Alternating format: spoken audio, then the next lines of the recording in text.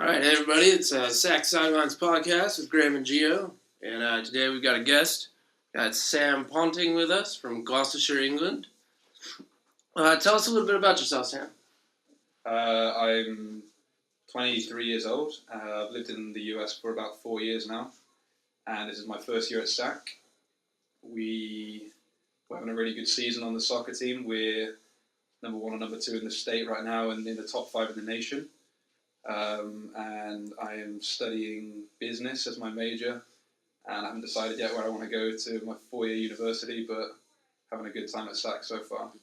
What was your main motivation in coming to the States and specifically this area, this college?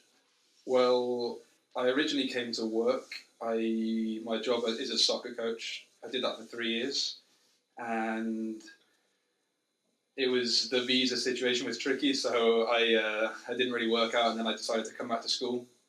And the reason I came to SAC was because the last place I was working was in Chino Hills, and I lived with a really great host family, and they offered to house me for as long as I needed it, and they suggested that I come and have a look at SAC because they've got a really good soccer team, and came to speak to Coach Juan, and one thing led to another, and here I am today. That was the motivation. I saw how good the team was, and I thought I wanted to be a part of something special. So I got everything together that I needed, all the paperwork, and here I am. Did you move over by yourself? Yes. Yeah, when I was 19, I came on my own, yeah. Do you have any family out here at all? No family. I do have a number of families here that I could consider family that I've lived with all over the country that are really great. When I was working, I travelled to a number of states and even over in Hawaii and stuff, and I have a number of really close people that are like virtually family to me. So it's like home, but it's not. So how'd you meet? Because you mentioned host families, so how do you set that up? The program the company that I work for, they partner with AYSO. I'm sure you're familiar with them, yeah. Yeah. And we go in and run programs and camps and that sort of thing. And as part of that, some parents of the kids that we coach, they offer to kind of house us. It's like a host-to-coach program kind of thing. Yeah. And then you kind of build up those relationships, and I guess, yeah, a lot of people choose to stay in touch, some don't, but I chose to do that, and I have a number of families that I still go and visit today out of state. So, like you said, you've had different host families across the country. Can you get into that a bit, like some of those experiences you had? Yeah, so there was 3 seasons that the job was split into. We'd obviously have spring, summer, and fall, and in the spring and the fall we'd be based in one area. So we'd be with one family for maybe a couple of months or something.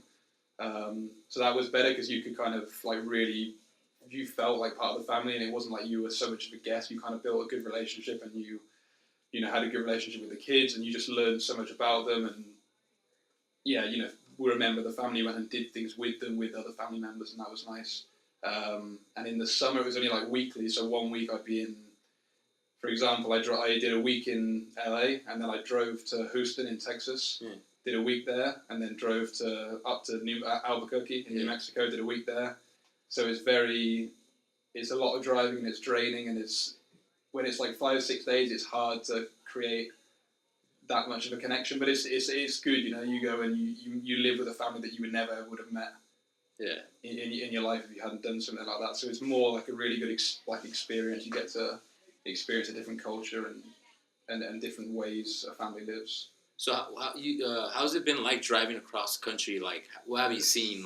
I'm sure it's been a lot crazy. of desert. Yeah, a lot of desert. Yeah. It's good. I mean, yeah, it's a big country. There's a lot of desert, a lot of rock and stuff. But it is, it's good. It's good to have a few road trips and stuff. And we kind of try and split the driving when as much as we could. And but some drives out to Houston and stuff. It's not the most exciting, but you do go through some really strange towns, and it's in the middle of 3 hours of driving, and you just appear in this little abandoned town, and you think it is quite impressive, but very rural some areas. Who do you drive with? Other coaches or something? Yeah, so they usually do have 4 coaches to a car, right? Especially when it was a long drive, so we could split the driving. Yeah. and obviously there was a good number of coaches on the camp.